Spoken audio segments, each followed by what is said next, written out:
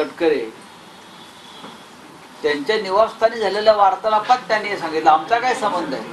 त्यांनी हा गौप्यस्फोट केला ना, आणि हा स्वतःच्या विषयी जो गौप्यस्फोट केला त्यानंतर या चर्चेला सुरुवात झाली. आणि हे का आम्हीच बोलतो का? त्यांनी ज्या पद्धतीने माहिती प्रसिद्ध झालेली आहे किंवा समोर आलेली आहे ही संपूर्ण माहिती अशी पवारांनी दिलेली आहे. जसं सरकार पडण्यापूर्वी देवेंद्र फडणवीस आणि आमचे सहकारी तेव्हाचे देवेश पालटून उडी घालून दाढी वगैरे लावून खोटी असे देवेंद्र फडणवीस एकनाथ शिंदेना भेटायला जायचे. एकनाथ शिंदे दिल्लीला यायचे, ते मौलवीच्या वेशात यायचे. हे त्यांनीच सांगितलेलं आहे. देवेंद्र फडणवीस यांनी दिलेली माहिती आहे, ही ऑन रेकॉर्ड आहे. आता राष्ट्रीय सुरक्षेचा मुद्दा उपस्थित केला.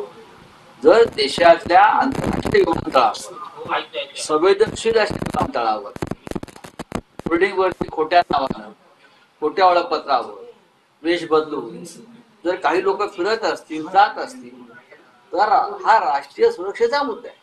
उद्या अतिरेकी अशा प्रकारे नाव बदलून येते आणि त्यांना अशा प्रकारे सहज तिथे वावरता येईल, फिरता येईल. देशातल्या एका प्रमुख राज्याचे डेप्युटी सीएम अशा प्रकारे फिरतात. देवेंद्र फडणवीस यांच्यासारखा नेता भाजपचा तो फिरतो. आज मुख्यमंत्री झालेले शिंदे हे अशा प्रकारे वेश पालटून फिरतात. हा सुरक्षेचा आणि राष्ट्रीय सुरक्षेचा मुद्दा. अनौपचारिक गप्पा अजितदादांच्या अंगलट आल्यात असं वाटतं. बघा हा त्यांचा प्रश्न आहे. त्या अनौपचारिक गप्पांना आम्ही कोण उपस्थित नव्हतो. त्यांनी अनौपचारिक गप्पात हे सांगितले याचा अर्थ घडलेल्याच गोष्टी त्यांनी सांगितल्या आहेत ते त्यांना सांगायला पाहिजे. आता ते हात वर करतात कारण चौकशी सुरू झालेली आहे. आम्ही जी मागणी केली ही मागणी आम्ही संसदेमध्ये सुद्धा उचलणार की हा राष्ट्रीय सुरक्षेचाच मुद्दा.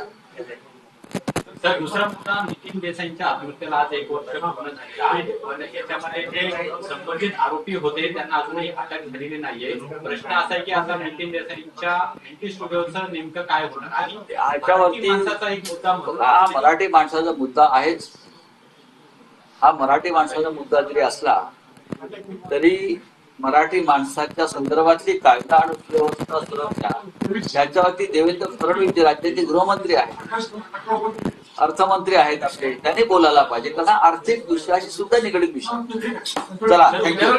तरी मराठी माणसाच्या संदर्भातली कायदा आणि सुव्यवस्था सुरक्षा याच्यावरती देवेंद्र फडणवीस जे राज्याचे गृहमंत्री आहेत, अर्थमंत्री आहेत आपले, त्यांनी बोलायला पाहिजे. कारण आर्थिक दृष्ट्याशी सुद्धा निगडीत विषय.